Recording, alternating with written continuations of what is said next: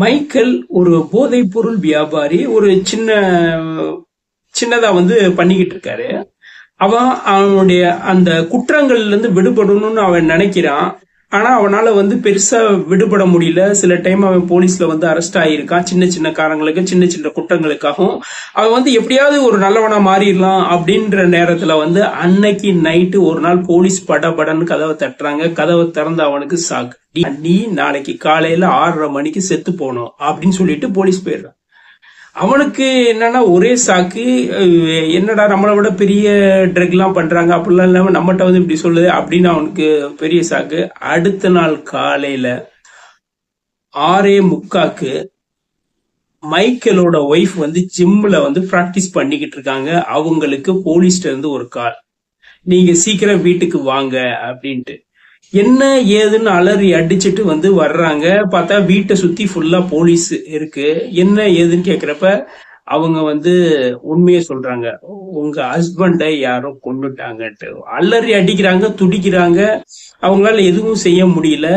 So police இன்வெஸ்டிகேஷன்ல மைக்கேலோட wife கூட்டிட்டு பேசுறாங்க. யாரு, உங்களுக்கு யார் மேல டவுட் இருக்கு, எல்லாமே கேக்குறாங்க. ஸோ அப்புறம் என்னன்னா அவங்களுடைய சொந்தக்காரவங்க என்ன டீட்டெயில், என்ன இது, மைக்கேலோட ரிலேஷன், உங்களுக்கும் மைக்கேலுக்கும் உள்ள ரிலேஷன் என்ன, ஸோ இப்படி எல்லா டீட்டெயிலுமே கேக்குறாங்க. அவங்க ஒவ்வொன்னா சொல்லிக்கிட்டே இருக்காங்க. ஒரு ஸ்டேஜ்ல இப்படி பேசிக்கிட்டு இருக்கப்ப என்னன்னா கொலைகாரனை கண்டுபிடிச்சிட்டாங்க. சோ அப்ப அந்த கொலைகாரனை கண்டுபிடிச்சு அந்த இன்வெஸ்டிகேஷன் ரூம்ல இவன் தெரியுமா அப்படின்னு கேக்குறாங்க. தெரியல, யாருமே தெரியல, சுத்தமா எனக்கு இவர் யாருமே தெரியல அப்படின்றாங்க. சோ அப்ப என்ன சொல்றாங்கன்னா, ஹஸ்பண்ட் உயிரோட தான் இருக்காரு அப்படின்றாங்க. இவங்களுக்கு தூக்கி வாரி போட்டுச்சு. என்ன இது, எதுவுமே நம்ப முடியலையே. ஏன்னா இறந்து போன உடலை தான் அவங்க நேரா பார்த்திருக்காங்க. என்ன இது, எது நம்ப முடியல. ஸோ உங்களை அரெஸ்ட் பண்ண போறோம் அப்படின்றாங்க. நீங்க தான் கொலை செய்ய தூண்டினீங்க அப்படின்றாங்க. அவங்க அதெல்லாம் இதுல எதுவுமே அவங்களால எதுவுமே என்னடா இது, ஏதோ நம்மளை சுத்தி ஒரு நாடகம் நடக்குதான்னு சொல்லி அவங்க தன்னுடைய உண்மையை ஆணித்தரமா சொல்றாங்க. போலீஸ் அதை கேட்கவே இல்லை.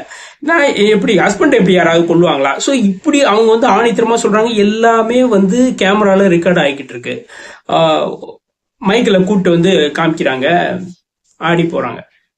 இது சம்பவம் நடந்தது சில மாதங்களுக்கு முன்னாடி.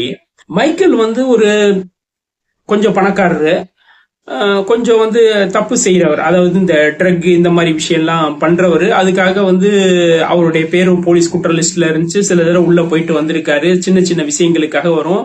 அவர் என்ன சொல்றதுன்னா, அவர் என்னன்னா ஒரு நாள் ஒரு காபி ஷாப்ல குடிச்சுக்கிட்டு இருக்காரு. அப்போ என்னன்னா ஒரு பெண்ணை பாக்குறாரு. அந்த பெண்ணை பார்த்தோன்னா பேசுறாரு. அவங்களுக்கும் அந்த பெண்ணுக்கும் பிடிக்குது. ஸோ பாத்தீங்கன்னா அவங்க டேட்டிங் போறாங்க. ஒரு ஸ்டேஜ்ல மேரேஜ் பண்ணணும்னு ஆசைப்படுறாங்க. ஸோ மைக்கேல், இவருடைய பேர் மைக்கேல், அந்த பொண்ணுடைய பேரு டாலியா.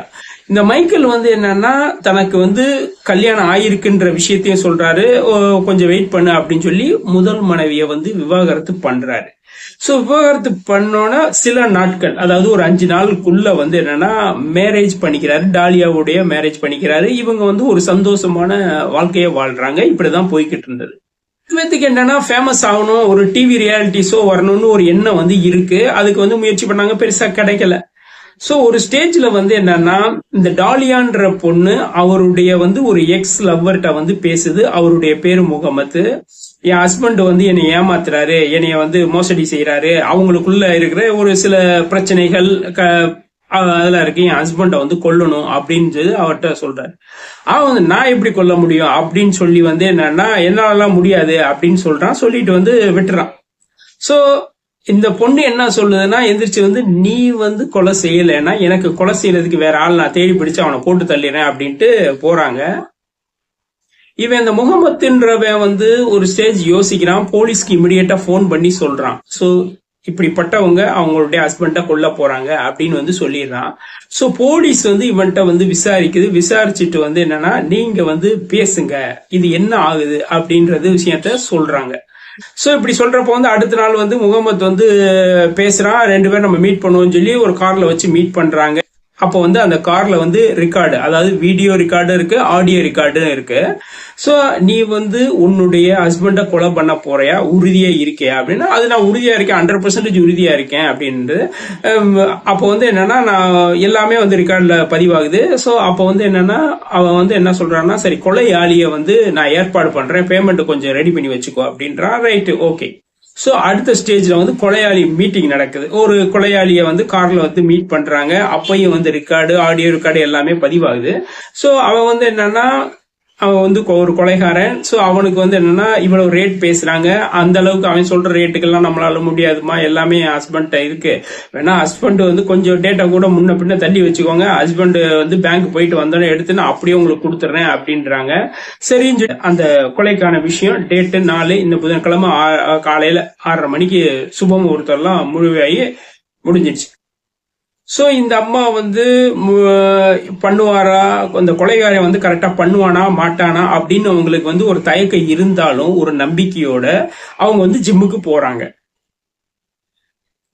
சோ அப்புறம் வழக்கம் போல வந்து என்னன்னா, போலீஸ் வந்து அவங்கள போன்ல கூப்பிடுறாங்க, அவங்க வர்றாங்க, அழுகுறாங்க. சோ இந்த மாதிரி கேட்டகரி வந்து போய்கிட்டு இருக்கு. சோ இத வந்து அந்த பொண்ணு என்ன சொல்லியிருக்குன்னா, அவருக்கு வந்து பிசினஸ் எதிரிகள் அதிகம்.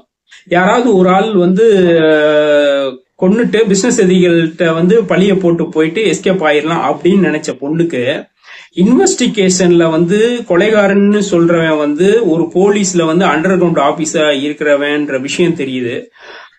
இறந்து போன வந்து கணவன் உயிரோடு வந்து இருக்கிறது அவனுக்கு தெரியுது. முகமத்துன்றவன் வந்து சைடு கேம்ப் பண்ணி போலீஸ்க்கு வந்து எல்லா உண்மைகளையும் சொல்லிட்டான்ற விஷயமும் தெரியுது.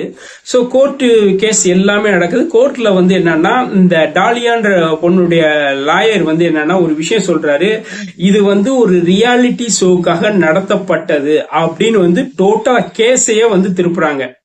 மைக்கேல் ஹஸ்பண்ட் தெளிவா சொல்லிட்டாரு, இப்படி ஒரு விஷயமே இல்ல, அப்படிலாம் இல்ல அப்படின்னு வந்து சொல்லி போலீஸ் வந்து இந்த ஒவ்வொரு கார்ல வந்து பேசப்பட்ட ஆடியோ ரெக்கார்டு, வீடியோ ரெக்கார்டு எல்லா விஷயங்களையும் ஆணித்தரமா வந்து நிரூபிக்கிறாங்க. எந்த விதமான அவங்களால வந்து சொல்ல முடியல. அதாவது இது வந்து ரியாலிட்டி ஷோன்னு பில்டப் பண்ணுது, ஆனா இங்க வந்து என்னன்னா எல்லாத்துக்கும் ஒரு உண்மை இருக்கு, காரணம் இருக்கு, மணி இருக்கு. சோ எல்லா விஷயங்களையும் வந்து போலீஸ் வந்து அக்கு வேறு ஆணி வேற இருந்துச்சு. டாலியாக்கு வந்து 16 வருஷம் ஜெயில் தண்டனை வந்து கொடுத்திருக்காங்க.